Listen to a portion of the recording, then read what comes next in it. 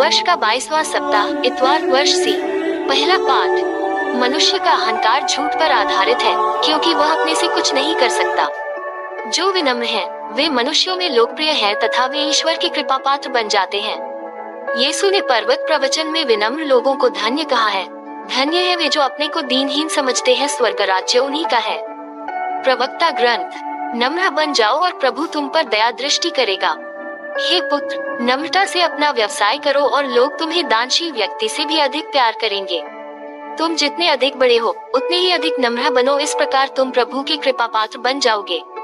प्रभु का सामर्थ्य अत्यधिक महान है, किंतु वह विनम्र लोगों की श्रद्धांजलि स्वीकार करता है। अहंकारी के रोग का कोई इलाज नहीं है, क्योंकि बुराई ने उसमें जड़ पकड़ ली है। समझदार मनुष्य दृष्टांतों पर विचार करता है। जो कान लगा कर सुनता है, वह मुनि को प्रिय है। प्रभु की वाणी। भजन, स्तोत्र, अनुवाक्या। हे प्रभु, तूने दयापूर्वक दरिद्रों को घर दिलाया है। धर्मी ईश्वर के सामने आनंद मनाते और प्रफुल्लित होकर नृत्य करते हैं। ईश्वर का गीत गाओ और उसके आदर में बाजा बजाओ। ईश्वर के सामने प्रफुल्लित होकर आनंद मनाओ।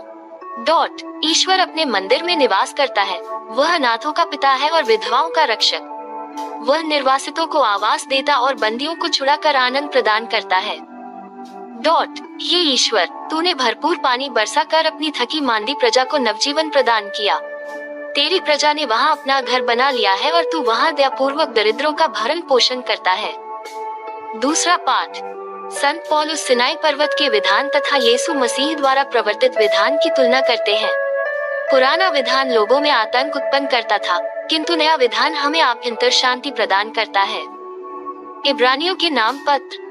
आप लोग सियोन पर्वत, जीवंत ईश्वर के नगर, स्वर्गीय यरूशलेम के पास पहुंच गए हैं।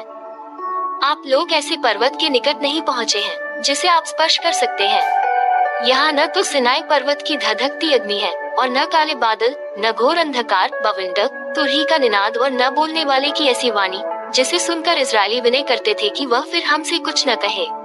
आप लोग सियोन पर्वत, जीवंत ईश्वर के नगर, स्वर्गीय यरूशलेम के पास पहुंच गए हैं, जहां लाखों स्वर्गदूत, स्वर्ग के पहले नागरिकों का आनंदमय समुदाय, सबों का न्यायकर्ता ईश्वर, धर्मियों की पूर्णता प्राप्त आत्माएं और नवीन विधान के मध्यस्थ यीशु विराजमान हैं, जिनका छिड़काया हुआ रक्त हाबिल के रक्त से कहीं अधिक कल्याणकारी है।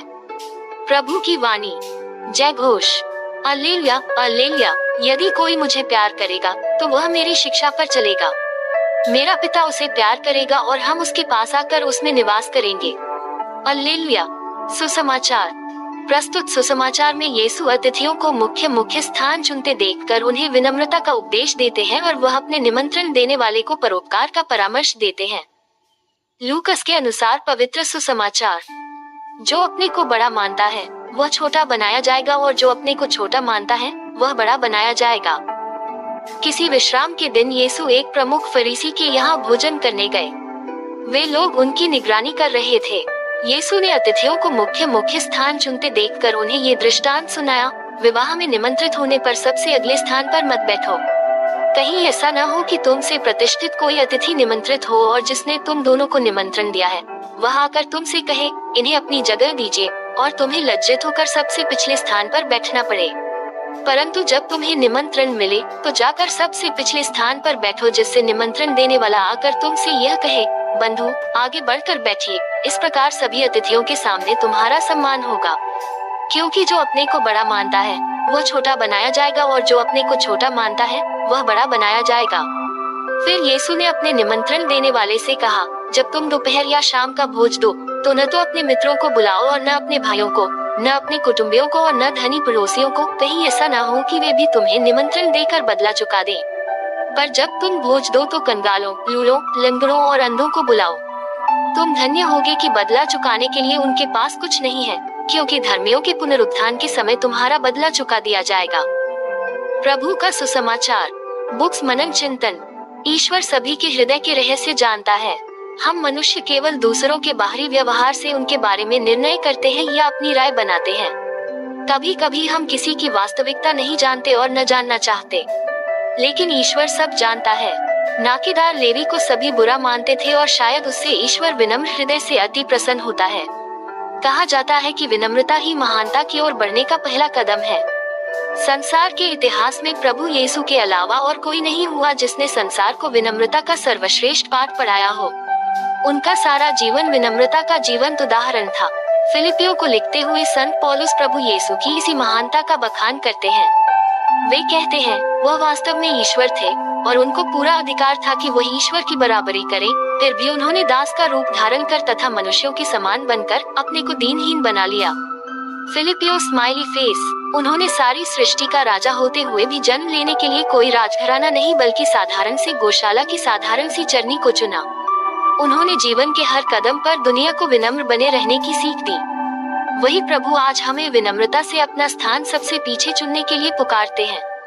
पहला पाठ हमें यही सिखाता है कि तुम जितने अधिक बड़े हो उतने ही अधिक नम्र बनो।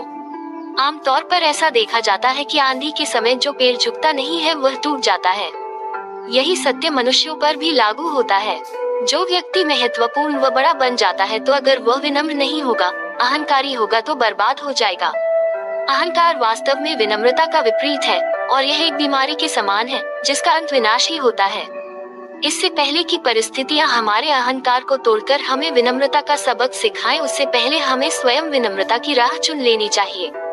जब किसी के बुलाए जाने पर हम स्वयं ही सबसे पीछे जाकर बैठ जाएंगे तो स्वामी स्वयं आकर हमें आगे आकर बैठने का आग्रह करेगा। अर्थात एक व्यक्ति जब विनम्रता की राह पर चलता है तो स्वयं ही महान बनने की राह पर भी आगे बढ़ने लगता है। दुनिया में ऐसे बहुत से महान लोग हुए हैं जो विनम्रता के पथ पर चलकर ही महानता की मंजिल को प्राप्त कर पाए हैं। Books reflection.